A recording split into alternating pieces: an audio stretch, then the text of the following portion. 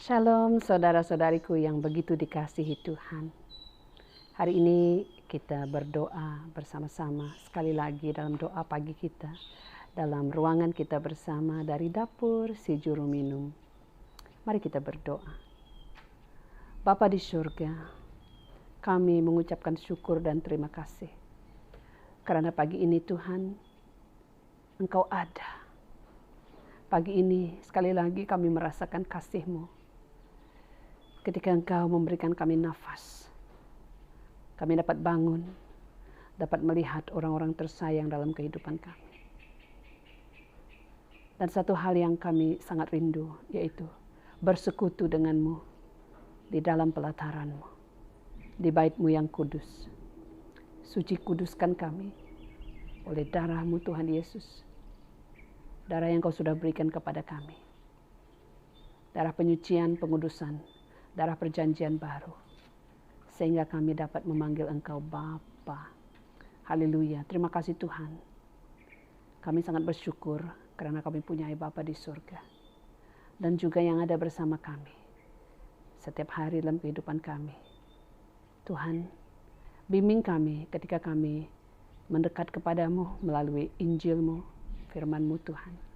Supaya ia menjadi berita baik buat kami dan keluarga kami. Yang menghidupkan roh kami, memberikan sukacita selama kami hidup. Terima kasih Tuhan di dalam nama Yesus. Amin. Mari kita membaca bersama-sama Injil yang ditulis oleh Matius pasal yang ke-8 ayat yang ke-14. Yesus menyembuhkan ramai orang. Ini sambungan daripada Injil yang kita baca semalam ya. Yesus pergi ke rumah Petrus. Dia melihat ibu mertua Petrus terbaring di katil karena demam. Apabila Yesus menyentuh tangannya, serta merta demamnya hilang. Dia pun bangun dan melayani Yesus. Setelah hari petang, ramai orang yang dirasuk oleh iblis dibawa kepada Yesus. Dia menghalau roh-roh iblis itu dengan sepatah kata sahaja dan menyembuhkan semua yang sakit. Yesus melakukan semua itu supaya terjadilah apa yang dikatakan oleh Nabi Yesaya. Dialah yang memikul kelemahan kita dan menanggung penyakit kita. Amin. Kisah ini begitu menyentuh hati saya pagi tadi ketika saya membacanya, saudara. Saya ingin kongsikan. Yang pertama, apabila Yesus menyentuh tangan ibu mertua Petrus. Dia memegang tangannya. Seorang perempuan yang sedang demam panas yang baring di katil. Tiba-tiba Yesus datang bersama dengan murid-muridnya ya ke rumah Petrus. Di sana dia melihat. Dalam Injil ini tidak ditulis bahwa ibu mertua Petrus itu memohon supaya dia disembuhkan, tidak. Tetapi dikatakan Yesus melihat ibu mertua Petrus terbaring dan mengalami demam panas. Dan terus Yesus menyentuh tangannya. Dan pada saat itu juga demamnya meninggalkan dia. Oh haleluya. Di sini saya melihat betapa sentuhan Yesus di dalam hidup kita. Itu membawa kesembuhan ya. Haleluya. Yang kedua, tentang sikap wanita ini.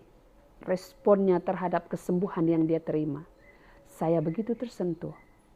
Setelah saja dia sembuh, apa dibuatnya? Dia bangun. Serta merta demamnya hilang, dia pun bangun dan melayani Yesus. Dia tidak terus terbaring, tapi dia terus bangun dan melayani Yesus. Haleluya. Apa respon kita saudara setelah kita mengalami kesembuhan? Setelah kita merasakan sentuhan jamahan Tuhan dalam hidup kita?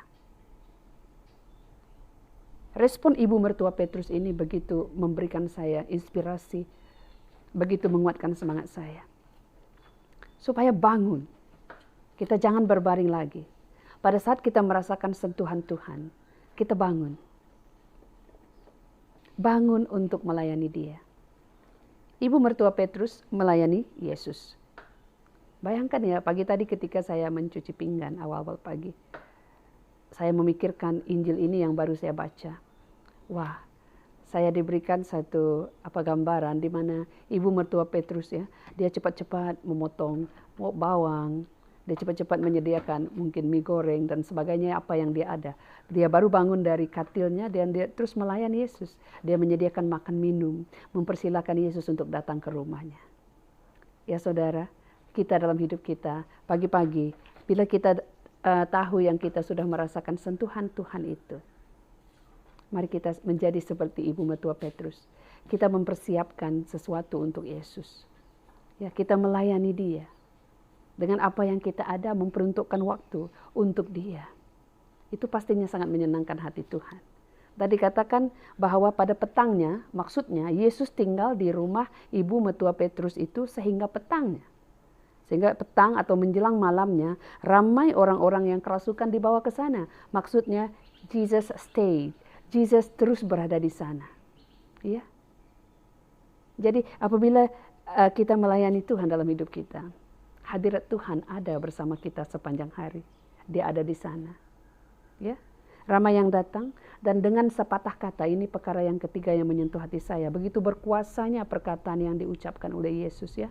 Sepatah kata, roh jahat itu meninggalkan mereka dan mereka yang kerasukan ini sembuh. Roh jahat boleh membawa penyakit ya. Menurut cerita ini, dan mereka sembuh. Kemudian dikatakan di sana, Yesus melakukan itu supaya terjadilah apa yang dikatakan oleh Nabi Yesaya, sudah dinubuatkan oleh Nabi sebelumnya, bahwa Dialah yang memikul kelemahan kita dan menanggung penyakit kita. Haleluya. Hari ini, Yesus yang kita sembah saudara. Dia menanggung kelemahan kita, memikul kelemahan kita.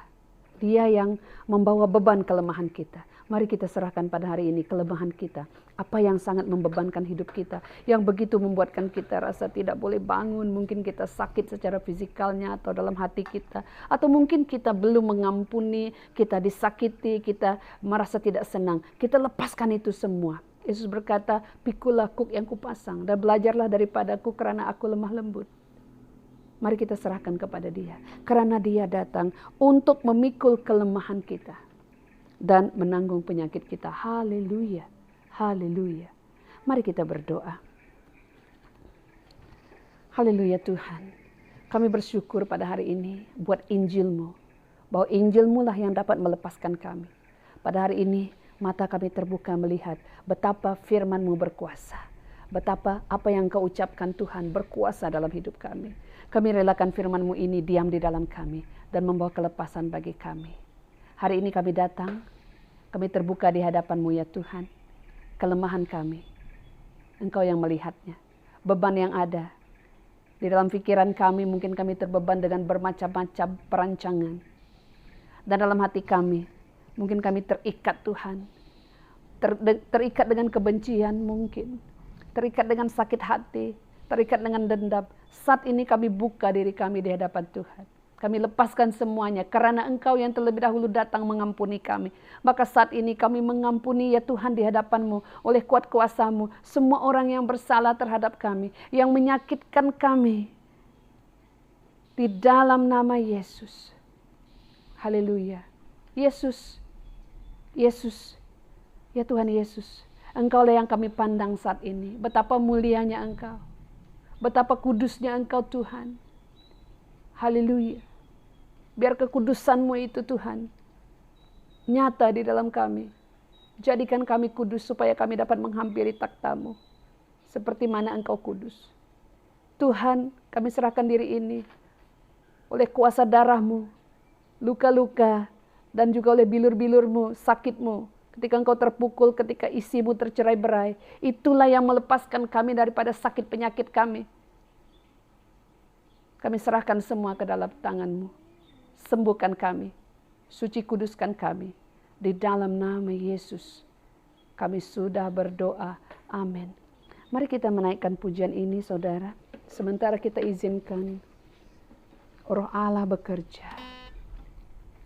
Kita izinkan Tuhan menjamah, menyentuh hati kita saat ini.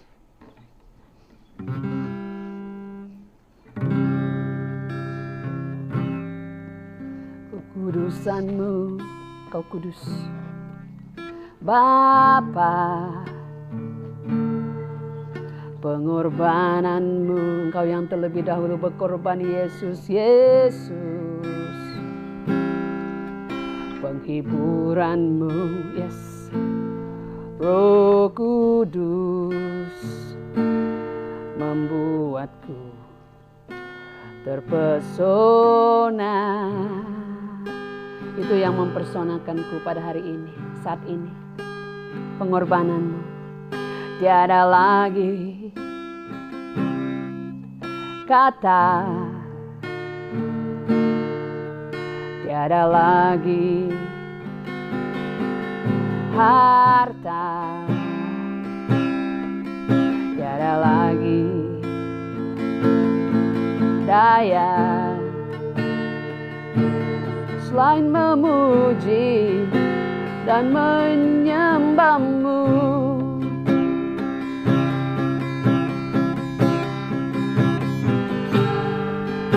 Kami mau nyanyi glory, glory,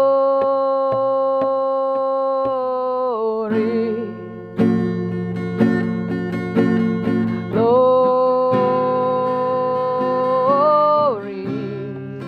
glory bagimu, bagimu Yesus, Allah yang kudus selamanya.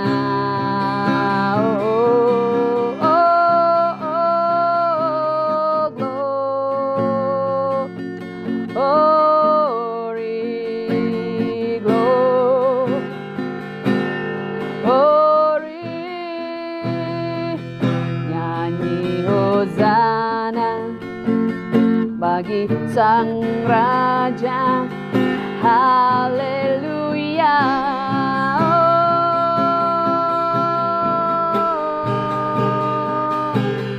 Oh, oh, oh, glory,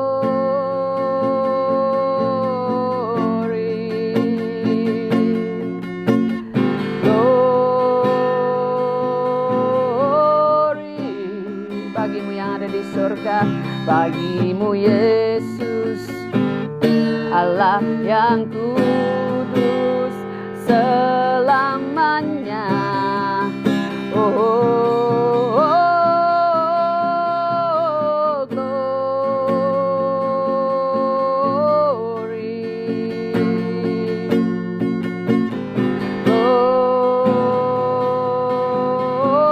glory, nyanyi Hosana, haleluya, bagi Sang Raja, haleluya. Nyanyi Hosana bagi Sang Raja.